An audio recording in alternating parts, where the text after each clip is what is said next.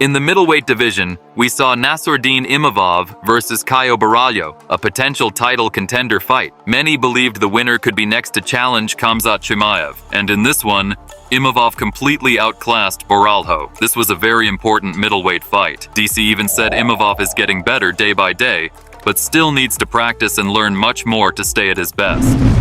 He had one of the biggest victories, but it's not like he's been beating cans. Brendan Allen, Joaquin Buckley, Israel Adesanya, all those guys he has beaten since Sean Strickland was able to get him a few years ago. He's been able to get through so many great fighters recently. On the other side, Sean Strickland reacted to Borralho's loss. He wrote about it on Twitter. "Caio is my buddy, but he is idiot. He trained with us and was useless. Me.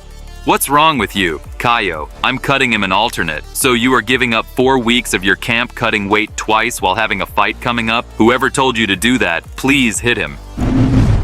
Imavov defeated Caio Borralho by unanimous decision, a very dominant victory, with 2 judges even scoring it 50-45. Personally, I think 49-46 would have been fair, since I felt Caio won the 3rd round. But overall, Imavov looked 1 step ahead throughout, faster, sharper with his striking, and much more effective. I'll admit, I've been very critical of Imavov before, especially after his poor fight against Sean Strickland. But I've noticed real improvements in his game, striking, grappling, and overall fight IQ. He's living up to his nickname, the Sniper, showing crisp, accurate striking. People say his Dagestani roots mean his grappling is solid too, but we haven't really seen it tested at the highest level yet. Now, some fans are saying Imavov could give Khamzat a tough fight, but in my opinion, even if Imavov gets the next title shot, which he probably deserves given his win streak, I don't see him beating Chimaev. His ground game hasn't been tested against someone like Khamzat, who brings relentless wrestling pressure. Just because his surname is Imavov and he's from Dagestan doesn't mean he can handle Khamzat's ground game. For the first time ever, Mayweather, the undefeated legend of the modern era, will face the one and only Iron Mike Tyson, the most feared heavyweight of the 80s and 90s. This fight has been booked for 2026, and today I'll break down all the details, plus my honest opinion on whether this fight should even be happening. After the fight was announced, analysts and experts reacted wildly. DC said, I thought we were probably at the limit of what could be done in boxing.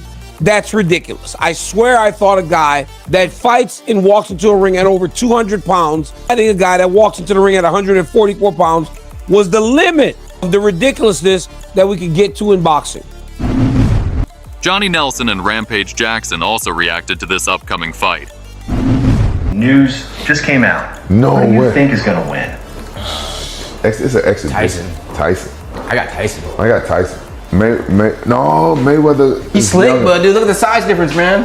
Yeah, but Tyson gonna, if he looks like he looked when he fought, what's it called? Thank you. Jake Paul. But then you're going up against Floyd Mayweather. This guy was unbeaten as a fighter. He still physically has ring craft. He still physically can move about the ring and do what he has to do.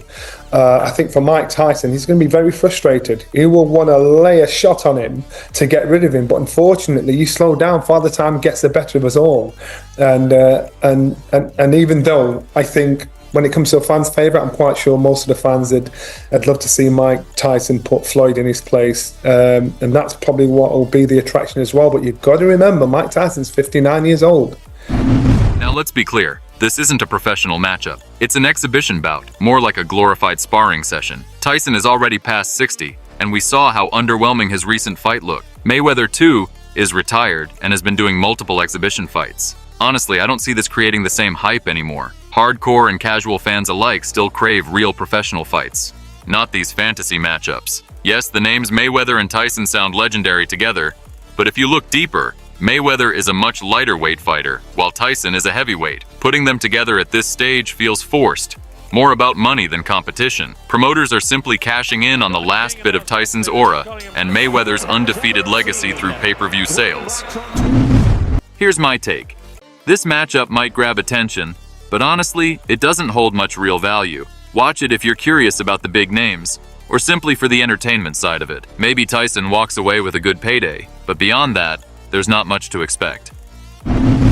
Switching over to MMA, UFC welterweight champion Jack Della Maddalena recently shared his thoughts on Islam Makhachev. According to him, Islam's stand-up skills won't be too tough to manage. Jack even mentioned that Bilal Muhammad's stand-up game was more challenging than Islam's. But in reality, comparing Bilal and Islam doesn't quite fit. Bilal focused mainly on striking against Jack, while Islam blends his ground game with striking, and that's what makes him effective. That's also why fighters like Islam manage to land clean shots.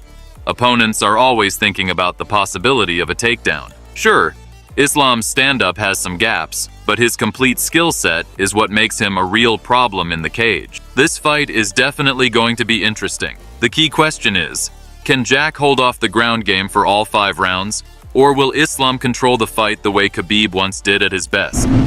A new video of UFC champion Islam Makhachev is going viral across the internet.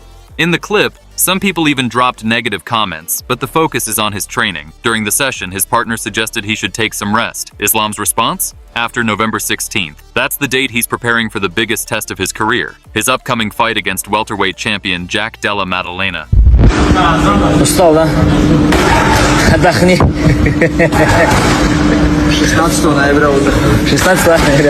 The video clearly shows how locked in Islam is. Every move fully dedicated to that moment. He's giving absolutely everything to be ready for November 16th.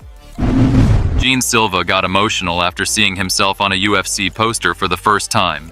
A powerful moment that reflects years of hard work and sacrifice finally paying off.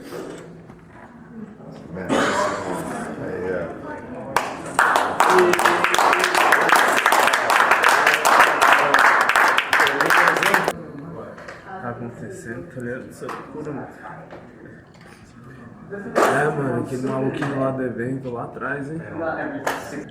Primeiro de muitos. Lembra quando eu bati, todo mundo me chamou de louco? Lembra daquilo? Olha o jeito.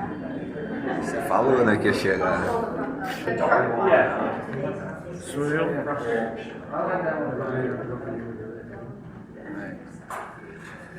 Construído, mano. Tijolo, tijolo.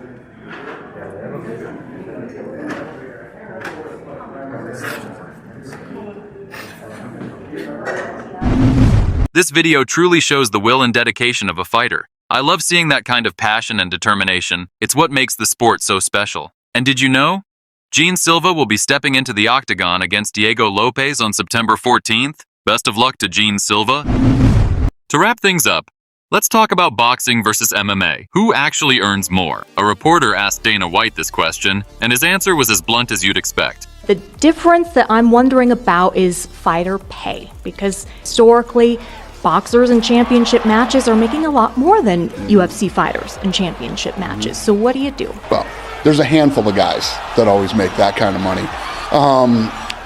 When you look at the UFC, the money is spread across the entire group of guys. You eat what you kill. I mean, if you are a huge star like Conor McGregor, Ronda Rousey, many people have proven that they could sell pay-per-views, and you eat what you kill here. We also have guys that would be considered journeymen in boxing who make millions of dollars. So the whole fighter pay thing is completely not true.